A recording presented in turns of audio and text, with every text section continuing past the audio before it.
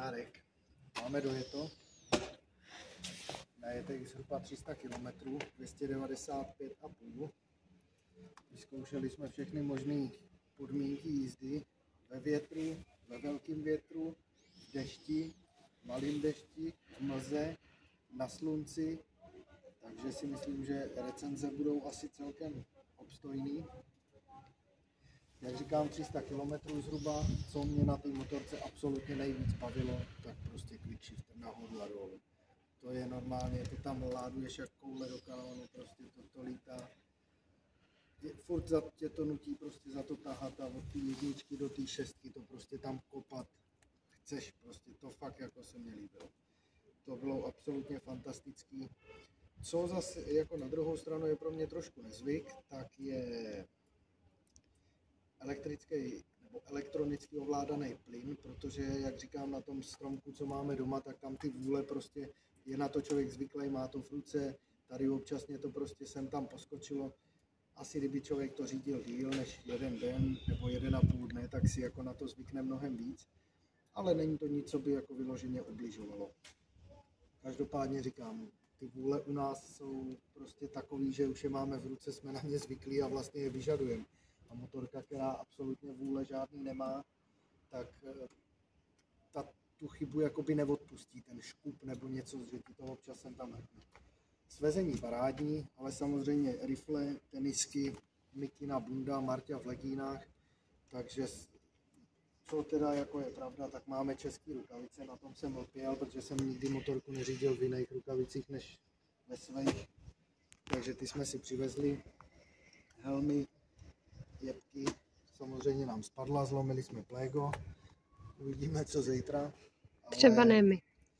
Takže svezení samozřejmě trošku s rozumem a určitě je taky potřeba zohlednit, že tam byla nějaká kauce a přece jenom si člověk za prvý nechce rozbít hubu, za druhý Martě nechce rozbít hubu a za třetí nechceš rozbít tu motorku, kterou prostě máš půjčenou. Takže jsme jezdili opatrně, ale jako zase svezli jsme se. Serpentínky tady prostě na tom Tenerife jsou, takže se dá opravdu jako jezdit všude.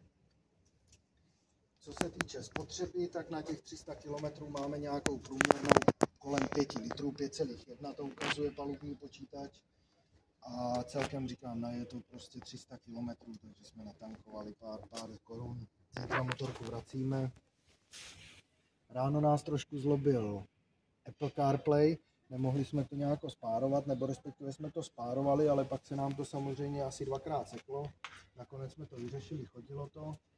Co považuji za úplnou nevýhodu, tak to nemá Android Auto, takže prostě připojíš jenom jabko a nebo si stáhneš aplikaci přímo od CF Mota, mají jako na zrcadlení telefonu, takže jsem si mohl promítnout telefon na displej, ale chce to asi víc času se s tím trošku zžít. Má to Že chtějí jenom jabko vědět, co je dobrý.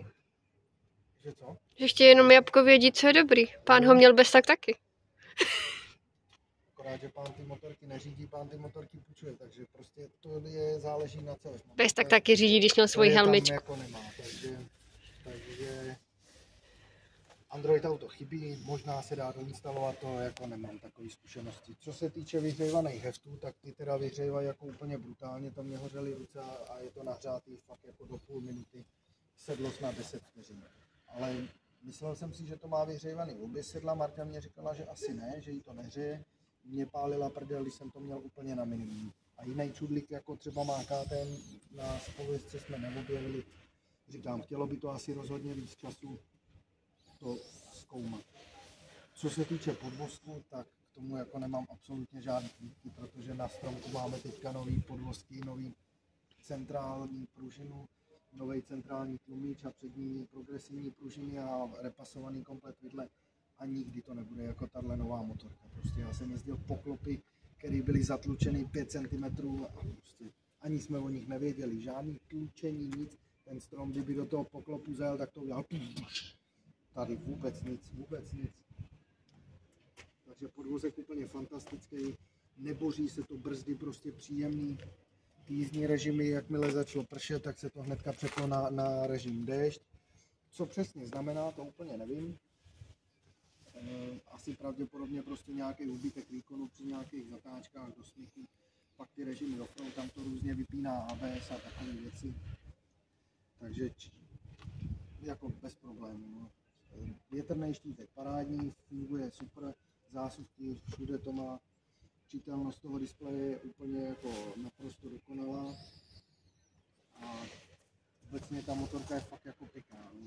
Funguje to, co se týče tady toho radaru vzadu, tak ten hlídá mrtvý úhly na obě strany a na tom displeji se vždycky na té dané straně objeví takový žlutý prostě půlkruh, zabliká a pak to má, když na tebe bude někdo dojíždět autem, tak se rozbliká červený zase oblouk dole, takže to celkem třeba na předjíždění na dálnici to je úplně super, tohle hlídání těch mrtvých úhlů. To se mně hodně líbilo. Zvuk to má parádní, brzdy choděj. Zajímavý kufr, prostě normálně ho zavřeš, dojedeš někam a nejde otevřít, protože se normálně, kdyby se v něm vytvořil podtlak. Já jsem skoro zvedal celou motorku, abych ho otevřel. Přitom nikde nic, tady je prostě těsnění, ale to nás trošku pobavilo. Jak to ovládání na těch řídítkách je jako úplně naprosto super vymyšlený. To se nám jako líbilo, nebo mě uživatelsky to je fakt jako příjemný. Displej tě nepovolí nic klikat, když jedeš, až někde od 10 km v hodině si myslím, že tě jako nechá. Jinak vůbec prostě není potřeba v podstatě. Takový ty jízdní režimy a to přepínáš stejně na tom a navigaci jako ladit na zajízdy je stejně jako by na hovno. Přemýšlím, tempomat jsem nevyzkoušel, ten jsme nezkoušeli. Tomu jako nebylo úplně k dispozici, protože jsme fakt jezdili v zatáčkách v horách. Takže na dálnici jsme jeli 30 km. Většinou za nějakým, kdo brzdil? Tam jsem to ládoval 150, 170, takže na té dálnici nebylo úplně potřeba ten tempomat jako. A navíc je celkem provoz, takže ani by to, nevím, neskoušeli jsme ho. No. Přemýšlím, co bych k tomu ještě řekl. Ten quick shifter, no, to je prostě alfa omega, to se mně fakt jako líbilo úplně brutálně, to prostě ten zvuk, jak si to tam sype, ty kvality, to je to prostě úplně jiný level, no. Jinak ten dvouválec, jako sbírá se to krásně, jede to, nevibruje to, neklepe se to, je to jako dobrý, no. Když to vemu, že nová motorka takováhle stojí 265 000, nebo od 265 s kuframa asi 290, tak to je jako úplně super. Má to samozřejmě hlídání tlaku vepředu a vzadu a ukazuje to teplotu přední zadní gumy, což je taky docela dobrá vychytávka. No, jinak říkám, ta konektivita jako je celkem obstojná, ale chce to víc času se s tím zžít, co jsme nezjistili a nějakým způsobem jsme nebyli schopni rozklíčovat, jak fungují prostě ty jejich mapy, jako co tam jsou integrovaný. A měli by mít licenci, měli by tam být nahraný, ale nedovedli jsme to vyzkoušet, no.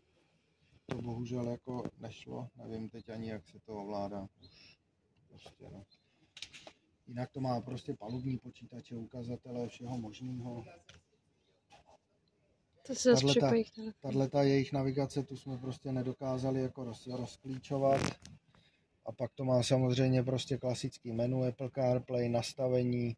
Je tam čeština, tu jsme si pustili. Dá se přesto spárovat interkomy, což je určitě výhoda. Máš tady prostě přehled, jako co kde. Pak se samozřejmě připojí telefon. Marta je připojená, teď nám to zaplo její mapy. Nevím, jak z toho teďka vyjedu, ale to je asi celkem jedno.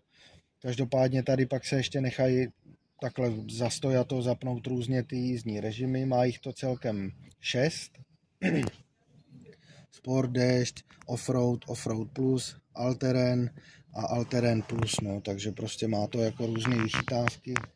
Co se týče toho, tak jsme měli průměrnou spotřebu přesně 5 litrů, no. To neostří, jak to máme na poslední trip 140 km jsme měli prostě 5 litrů, ale celkem je to 295.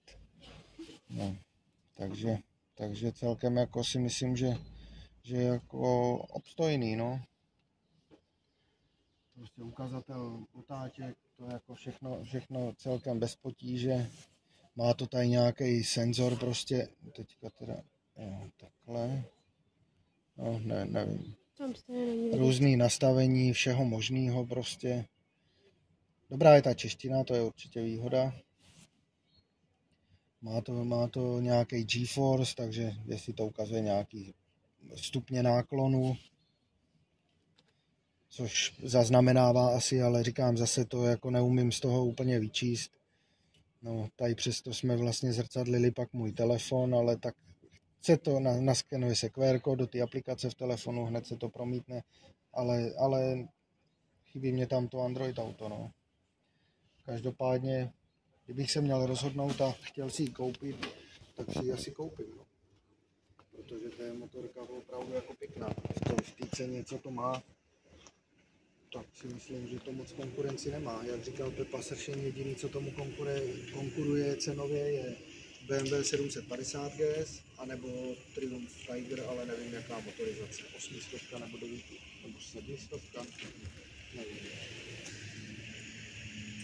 Takže za mě doporučuji, bude mě zítra smutno, až ji budu mět vrátit, ale na druhou stranu mě upadne jako ze srdce těžký kámen, protože to je samozřejmě zodpovědnost se tady vozit, kdyby se něco stalo, ale jinak každopádně za mě bomba, svezení parádní, gumy Michelin Anaki, takže úplně super. Držák za deště, žádný problém, když teda foukalo, bylo to protivný, ale co je úplně bomba, tak je samozřejmě tlumič předního řízení a když si vemu na stromku, když jedu 150, 160, tak jako ty řídítka člověk fakt už drží nějakým způsobem, nějaký vibrace do toho jdou, tady vůbec nic. Tady když ve 170 se budeš potřeba podrbat na prdeli, tak můžeš klidně oběma rukama, protože jsem přesvědčený, že to pojede tak, jak má, neudělá to fakt nic. Jinak manipulace s tou motorkou je pěkná, vejška dobrá, za mě good, takže doporučuji.